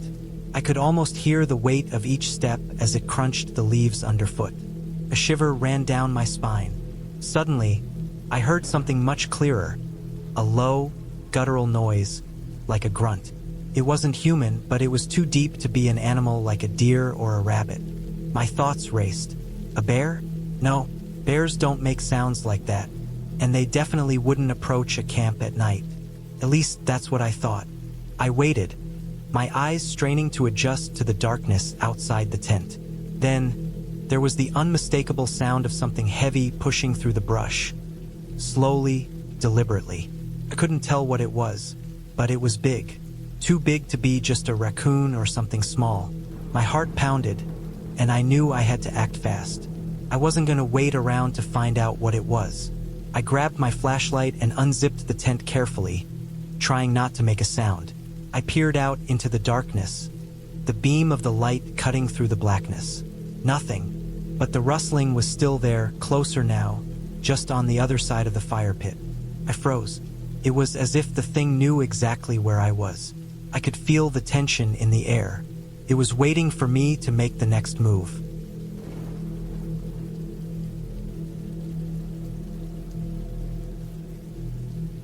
I don't know why I did it, but I made a run for it.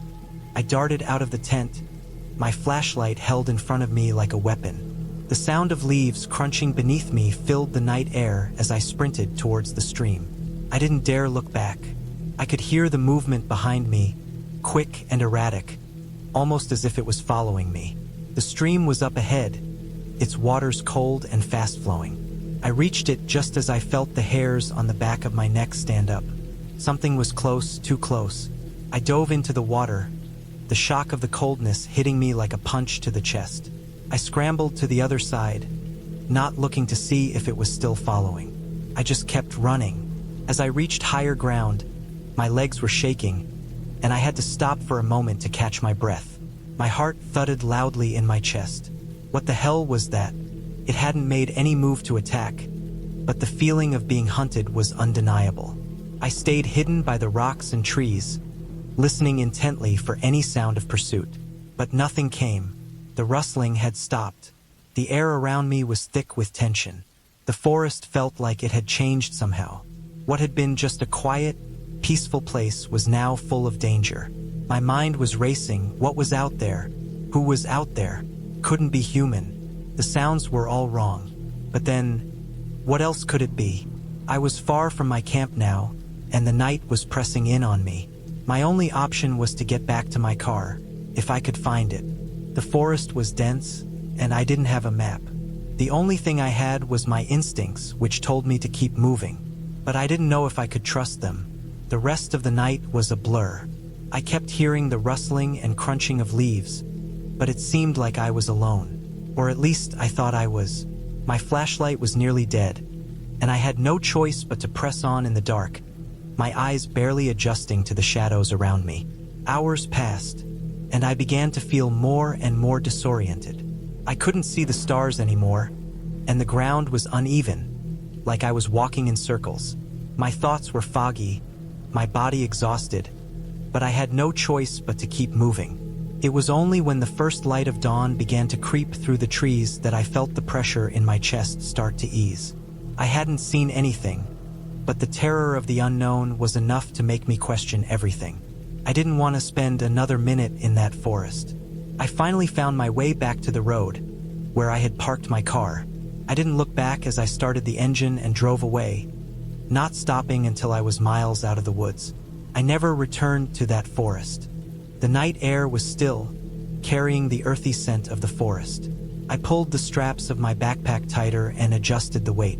The campsite was about a half-mile hike from where I parked the car, and it felt like a decent place to settle for the night. Nothing extravagant, just a patch of flat ground under some tall pines, far enough from the nearest trail to feel isolated but close enough to make an emergency exit if needed. I'd been to places like this before. Quiet, peaceful, and almost eerily empty. I liked that feeling of being alone in nature, the weight of the silence pressing down on you, the rustling leaves providing the only company. The sound of my boots crunching over dry twigs seemed too loud, but the silence swallowed it up. Setting up camp was always a routine. I pulled out the tent first, ensuring the stakes were deep enough to hold in case the wind picked up later. The sky was clear, and the stars were starting to prick through the deep blue as the sun began its final descent. I laid out the ground mat, followed by the sleeping bag. I checked my flashlight to make sure the batteries were fresh, something I always did before going to bed in the woods. There was a lot of wildlife in these parts, and while most creatures were harmless, there was always a possibility of running into something more dangerous, something unpredictable. With the tent set up, I moved on to the fire pit. I hadn't planned on doing much cooking tonight, just a simple meal, maybe some canned beans or a packet of instant noodles. The idea was to enjoy the simplicity, to breathe in the crisp air, and let the fatigue from the hike wash over me. By the time I got the fire going, the sky had darkened completely. The last of the sunlight was just a faint memory on the horizon. I sat back on a log I had dragged over from the nearby clearing, letting the warmth of the fire soak into my bones. There was something comforting about the crackling of a campfire, even if it was alone. The isolation didn't bother me. I enjoyed it, in fact. It wasn't as though I was out here trying to escape anything. Just wanted some space to think, to disconnect. The only sounds around me were the occasional snap of the firewood, the whisper of the wind through the trees, and the distant hoot of an owl.